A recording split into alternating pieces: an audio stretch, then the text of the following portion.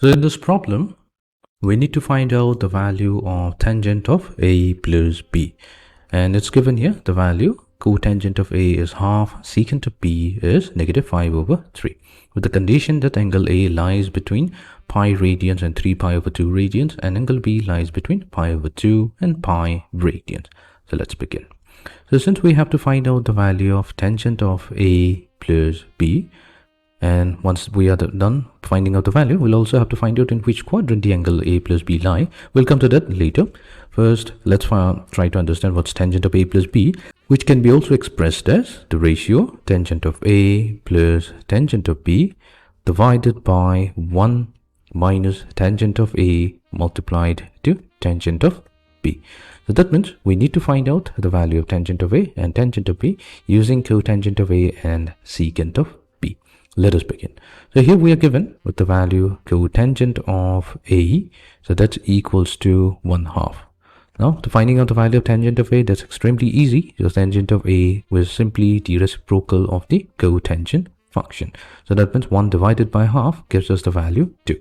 The tangent of A is 2. Let's try to understand the quadrant. So we have a Cartesian plane. So here we have the first quadrant, then second quadrant, third quadrant, and fourth quadrant. We always measure the quadrant in the anti-clockwise fashion.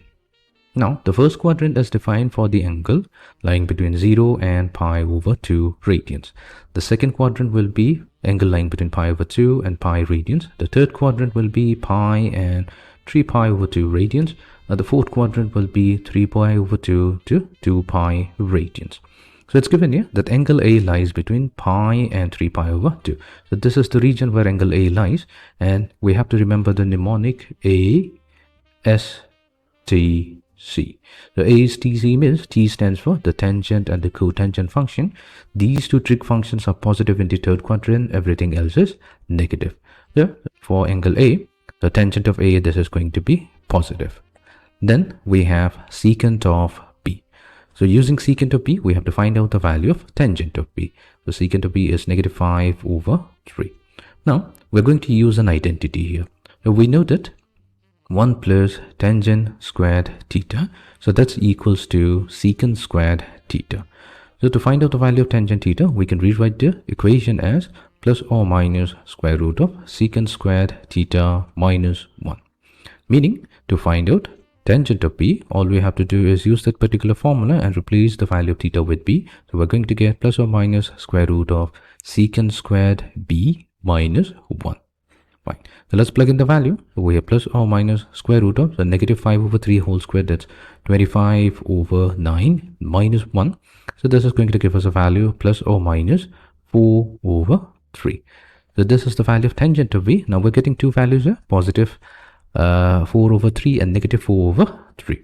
Now, in which quadrant does B lie? It's given here that B lies between pi over 2 and pi. That means angle B lies in the second quadrant. Now, in the second quadrant, only the sine and cosecant, those two are positive. Everything else is negative. So that means we'll have to consider a negative value for the tangent function, tangent of B in the second quadrant. So that's going to be -4/3.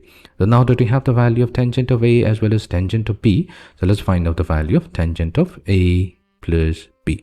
We already have the formula.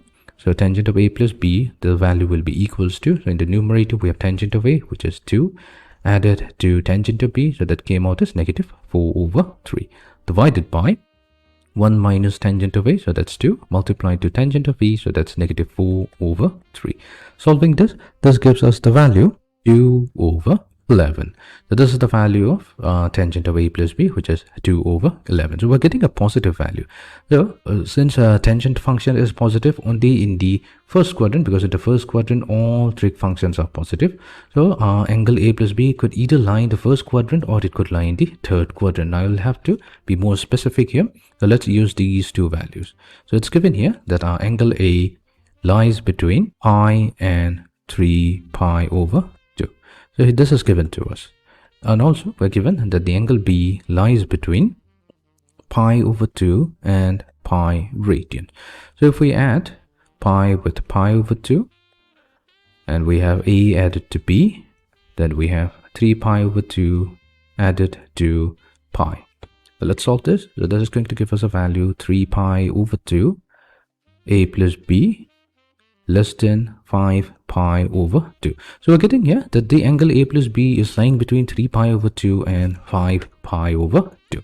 So if we try to understand this in our Cartesian plane, so in the first quadrant we have pi over 2. So that means all angle up to pi over 2 is going to lie in the first quadrant. Then we have 2 times pi over 2.